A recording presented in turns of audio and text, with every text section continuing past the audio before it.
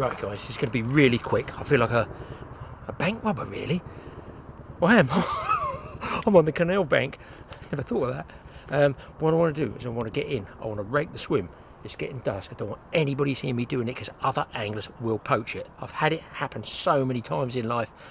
I'll tell you what, I've baited swims, raked them, put all the work in, put the food in, everything. I've been ripped off more time than my grandmother's wallpaper. Let's go, let's get out. I'm all nervous. I don't want anybody seeing what we're up to.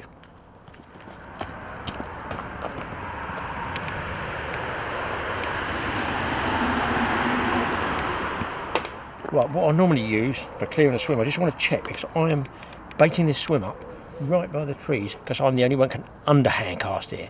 I don't think anybody's going to, well, you can't fish it. You cannot fish up here, it's all the trees, you can't cast. Most people hopefully will walk past it. I just hope somebody doesn't go down that end, cast back up. Anyway, very quick. You should get 2 of these, saw one off, tie it back to back. Tie your rope on, always tie it to the end of the shaft and always put a little loop at the end here of the rope and you throw it out. I'm just going to hold this for now, but I have lost 2 or 3 rakes through blind stupidity and not putting a loop on. Hold this, throw it out, drag it back, gets rid of all the bits of branches and trees. Just don't forget I'm underneath an overhang here, but this is the edge. This is a part of the canal where a lot of the boats come. It's always coloured. I don't think it bothers the fish whatsoever. This won't.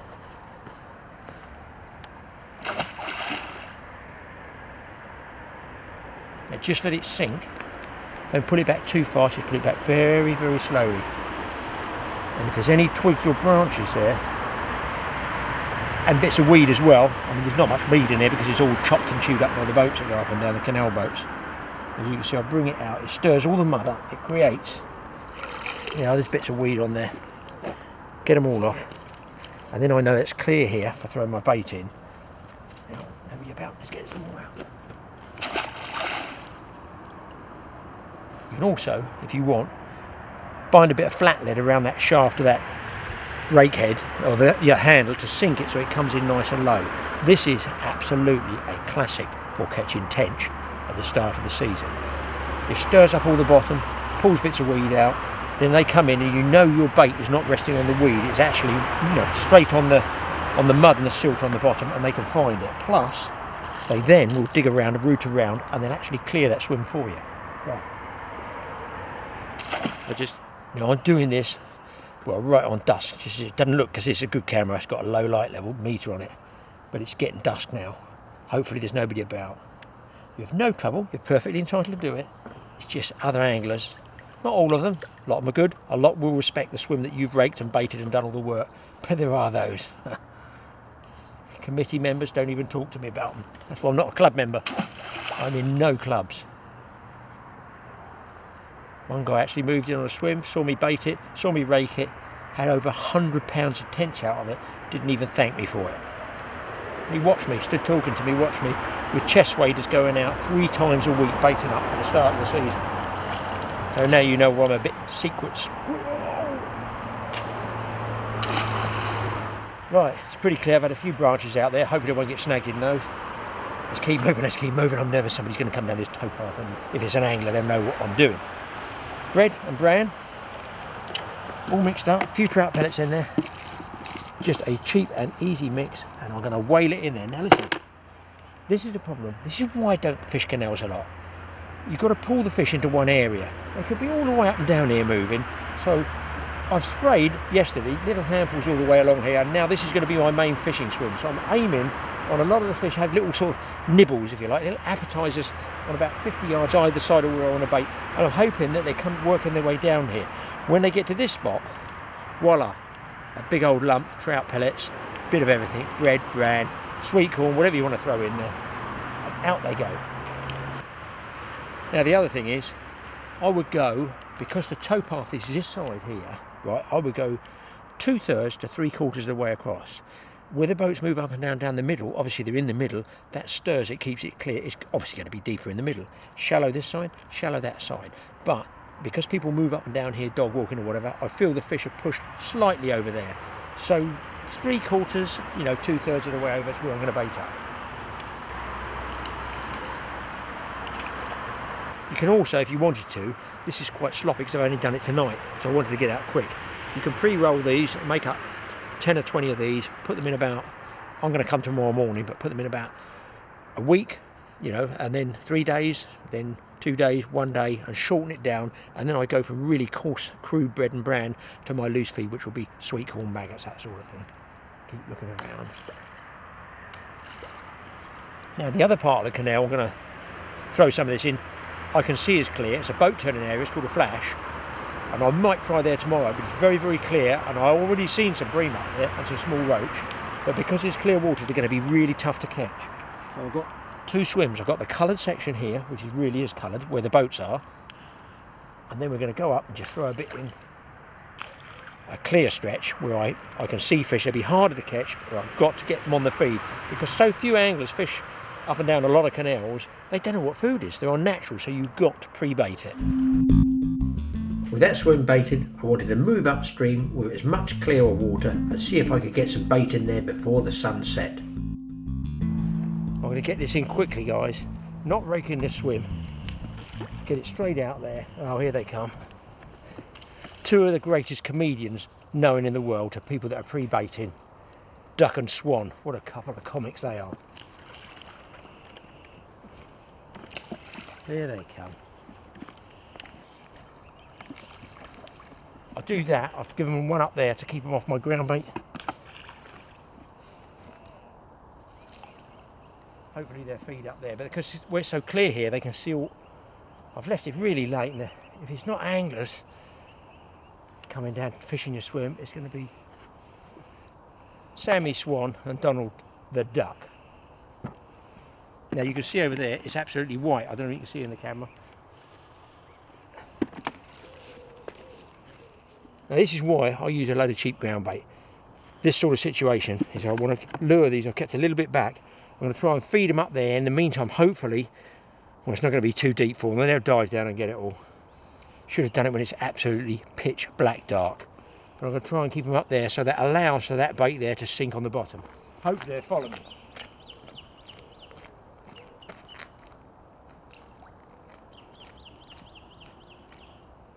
Right, job done, guys. We haven't seen any other anglers. I've got 2 swims pre-baited, albeit I'm fairly sure the swans are going to polish most of that off. But unless we get something else bizarre happen, like a boat come up and churn it up before I get here in the morning, I may probably come to this one first, quite early, and then later in the day go down the coloured one. See, if it's coloured water, those swans and duck, they can't see what's on the bottom. They don't know. Obviously, they know you're throwing it in there, but we might get lucky and they miss it. If they miss it, brilliant. I'll tell you what, I think we're in with a shout.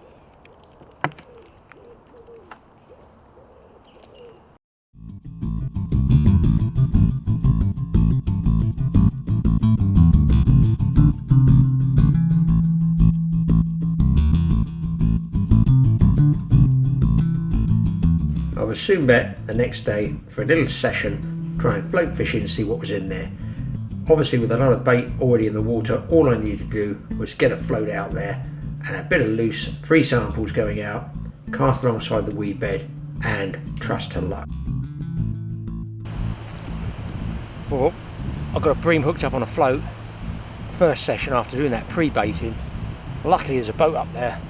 I thought, oh my god, he's going to turn around in this turning circle, and he hasn't turned around. So, nice bream to show you on the canal. First time I've even fished up here. Just got to watch he doesn't take me in the weeds. And there's some big fish out there moving. I reckon fish to maybe over 4 pounds, 5 pounds. Where's the net?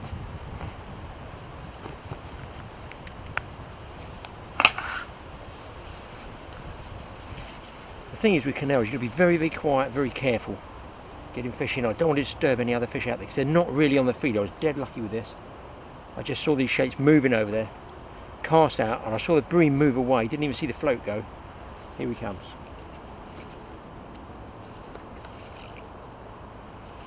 Oh yes, he's in. He is in. Mr. Canal bream.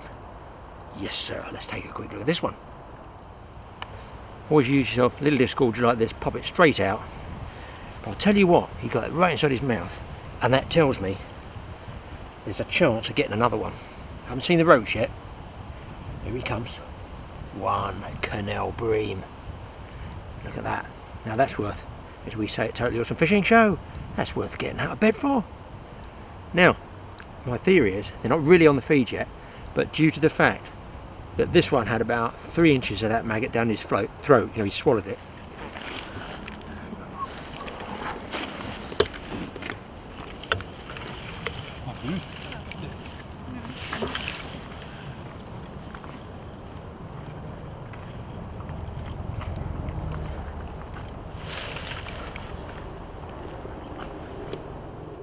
Well, I'll tell you what's peculiar out here. I thought I'd baited that area up and it's mopped up, it's gone. There's nothing here to hold them. I've actually blown out a bit because there's no ground bait and I haven't bought any more bread ground bait with me. But I've been spraying the maggots in like 6s or 7s as I've seen the bream, and they seem to be taking them on the drop. But they're moving about a lot, so what I'm doing is just getting like a dozen maggots, and when I see them, I just want to, you know, they're not taking all of them, but you're trying to instill in them a feeding pattern, so every time they swim past there's something going past their face, and if you can lead them by about this much in 4 or 5 feet of water, it lets the maggots go down to their depth. They're sort of swimming through them, and sooner or later they just nip 1 or 2. Once they taste them, I feel they're going to take more, and they might then get their heads down in one swim.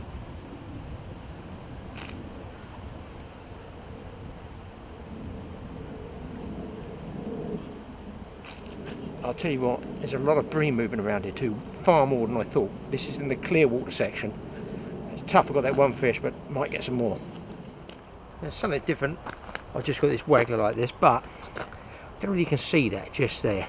That's the bream slime up and down the line. Now, I slide that away from the shot. Some people just leave it there. I've heard people say it does actually attract other bream. I don't think so. I pull it off, so take my advice, get the bream slime off the line, clean up your hook, get a fresh hook bait on there, and I think you'll find the bream will take it better. That's my own opinion. If you want to rub bream slime all over your bait, hands, tackle box, it's entirely up to you.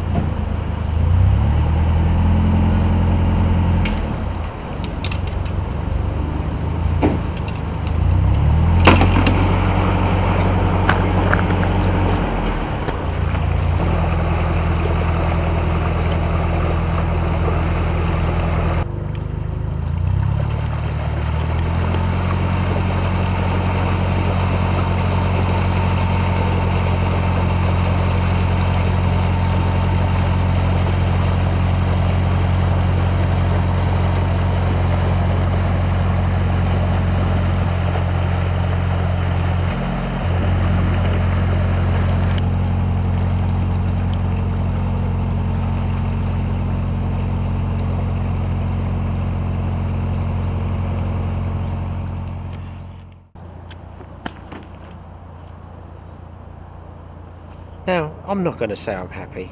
I'm not happy, am I? I've just got that bream. I've just got a vast shoal of bream to about 5 pounds going. And I picked an evening when I thought nobody's coming up. It's a Tuesday. Saturdays, Sundays don't even go there because of the boat traffic. Wednesdays, saga days I call them. Out for a little troll around on the canal. Don't go there. And it has absolutely ruined it. But listen guys, I've got a boat myself. This is a canal turning circle, what's called a flash that I'm actually fishing in. It is there and has been there for over 100 years for boats to turn round in. And it's just a totally awesome luck that this guy, just in one evening, decides to turn his boat around there. He's perfectly entitled to. We're all using the same waterway. I think I'm stuffed. I think it's home time. I'll give it a little while, see if it clears, but what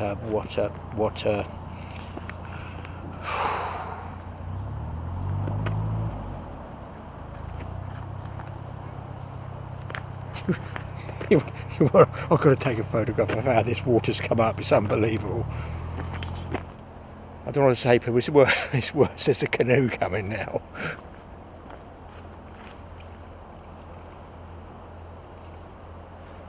Actually, they've turned around. I think they've seen the filthy, muddy water and they've had enough.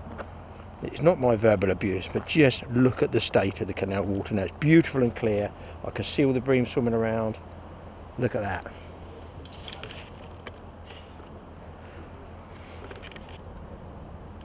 There you can see up the front is a clear water. But I just pull it back on the zoom. You can see it's verging on the catastrophic. It looks like, well, to be honest, I think it looks like the Japanese tsunamis come through here. All the weeds chopped up as well. But there's all the weed. The whole entire canal. Well, listen, as far as fishermen is concerned, the guy's obviously just ruined my evening. It can't be helped. He is perfectly entitled to do that. I'm going to give it 20 minutes to clear. There's a little bit of flow because I'm at the top end.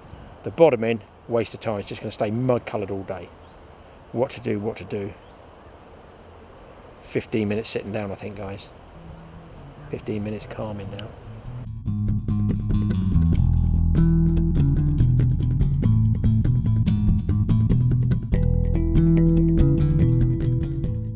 After the disaster, with the boat turning right in front of me and churning up, I thought I'd go back downstream and try the first swim that I baited. I was going to try ledgering on the bottom, using a bobbin and a buzzer.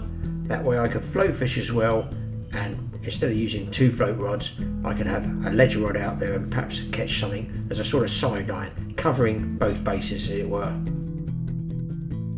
And there you can actually see the actual current, the flow that you can have problems with on a canal. It's drawing, it's pulling through. It's sort of not like a river flowing, but it is going through steadily. Oh, here we go, guys. Here we go. This is the one fish that most youngsters of my age nearly always caught on a canal. Answers on a postcard, please. A small perch. That is nearly always the fish that most youngsters catch and which used to catch as youngsters. Nice little fish, get it unhooked and get it back. And yes, he's swallowed it. Well, I've moved down to this other swim. That's the first one I baited up with the coloured water. And there we go. Not big, little roach on red maggots in coloured water. Traffic roaring past, boats going past. No canal boats yet. So there you go, nice little roach. And now this one was on the ledger, not on the float. But what you've got to watch is, toss that one back, is you get quite a bit of drag. The further you go down in the canal, the more water courses are coming into it. So if there's any rain, you will get what we call drag. So that's why I'm using a little standoff link measure here, just like that. So it slides up and down. And a little short link there, about 12 inches. And I'm putting double red and sometimes I put double white maggot on there just to see what's on the bottom. That way, with a little bobbin and a bite indicator, at least it anchors it into one position. With the float, it drags, and I'll show you how I've got it overshotted and then just hangs on the bottom and fingers crossed doesn't get dragged out of position.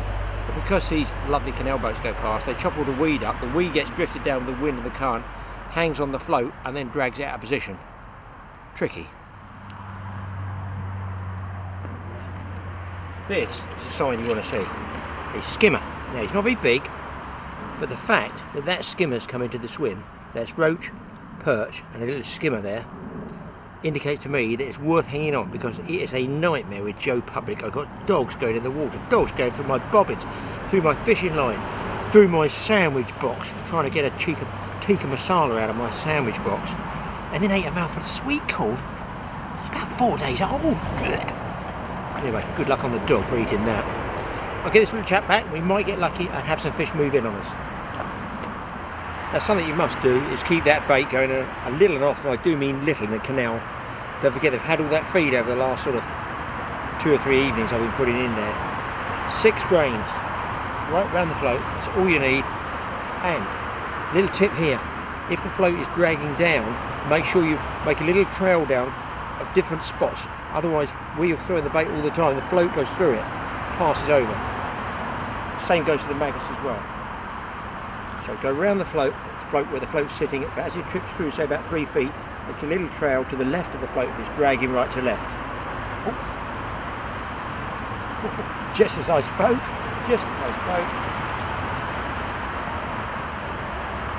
in comes Polly Perch. And do you know what's unusual about this little perch? Any guesses there, anybody? What's unusual about that perch from a canal? That's right, it's lip hooked. That's really unusual because they are really normally pretty greedy. Let's get him back.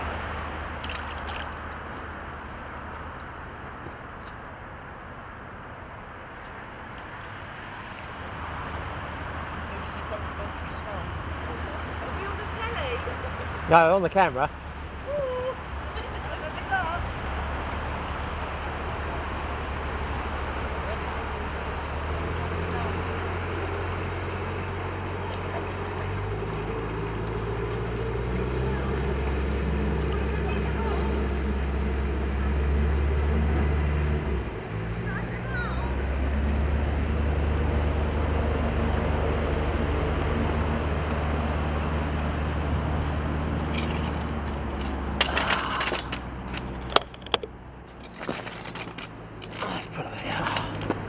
Isn't that nice? Isn't that lovely?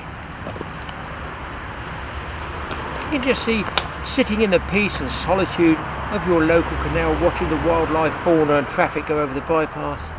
And just as you start catching a few fish, along comes a 50-foot coffin with an engine by the look of it.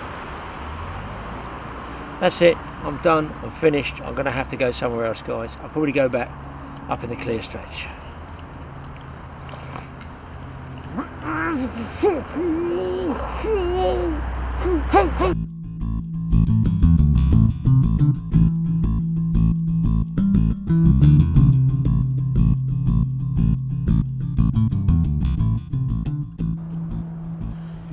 Well, I'll come back again. I've baited up last night. Give it another go. Just see if we can't get something for you. But you've had. Let me just get this out there. Make sure you sink the line there. I've had quite a few tips there, you know. All the tips I can think of, how to fish a canal. Hopefully you've learned something. A few totally awesome tips might just get you those few extra fish. And we might even get to show you another one in a minute. There's a few roach moving out there. Fingers crossed, as they say here at Totally Awesome. Oh no, oh no. Oh man, I don't believe it.